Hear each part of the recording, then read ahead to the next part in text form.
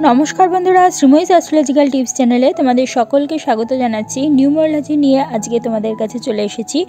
অংশীদারের সঙ্গে শুভ সম্পর্ক তোমার হবে কি না, কোনো ব্যবসা যদি তুমি শুরু করো বা করছো, সেটা কিভাবে বুঝবে নিউমারোলজি অনুযায়ী। যার সঙ্গে ব্যবসা করছো অর্থাৎ তোমার ব্যবসার অংশীদারের সঙ্গে তোমার সম্পর্কটি কেমন হবে, সংখ্যা জ্যোতিষ মতে কিভাবে সেটা নির্ধারণ করবে। তোমার নামের যে সংখ্যা রয়েছে প্রত্যেকটা অ্যালফাবেটে, সেগুলোকে যোগ করে একক সংখ্যায় নিয়ে আসবে এবং তোমার অংশীদারের নামের সংখ্যাকে একক সংখ্যায় নিয়ে আসবে। এদের উভয়ের মধ্যে যদি মিত্র বা সমসম্পর্ক থাকে তাহলে অংশীদারের সঙ্গে তোমার সম্পর্কটা মধুর হবে, আর অংশীদারের দ্বারা কোনো ক্ষতির সম্ভাবনা কিন্তু সেক্ষেত্রে থাকবে না। কিন্তু তোমার নামের একক সংখ্যার সঙ্গে যদি অংশীদারের নামের একক সংখ্যাটি যদি শত্রু সম্পর্ক তৈরি করে, তাহলে ওই অংশীদারের দ্বারা তোমার ক্ষয়ক্ষতি বা শত্রুতার সম্ভাবনা থেকেই যাবে। এখানে উদাহরণ হিসাবে ধরলাম যে দুজন জাতিকা তারা নিজেদের মধ্যে ব্যবসার কিছুর সাথে যুক্ত রয়েছে। সেক্ষেত্রে একজনের নাম টিনা দাম, আরেকজনের নাম হচ্ছে মিতা সাহা।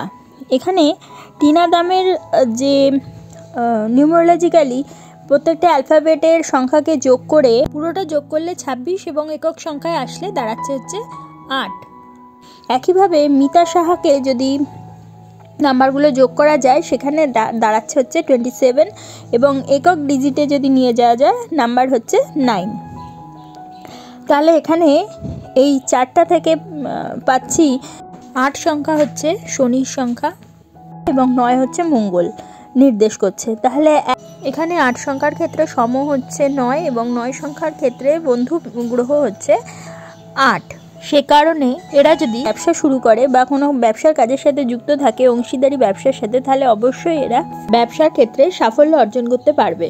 এবং যদি এদের দুজনের ক্ষেত্রে নাম্বারটা না মিলতো তাহলে কিন্তু অবশ্যই তাদের ব্যবসার ক্ষেত্রে অংশীদারিত্ব নিয়ে যে তারা কাজটা করছে সেক্ষেত্রে তাদের সমস্যা তৈরি হতো।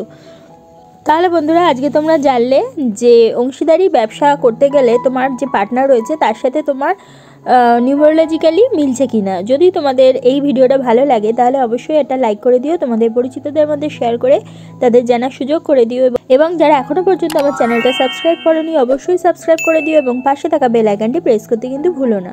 তাহলে প্রত্যেকে ভালো থেকো, প্রত্যেকে ভালো রেখো। পরবর্তী ভিডিওতে আবার চলে আসবো, ততক্ষণের জন্য সকলকে ধন্যবাদ। নমস্কার।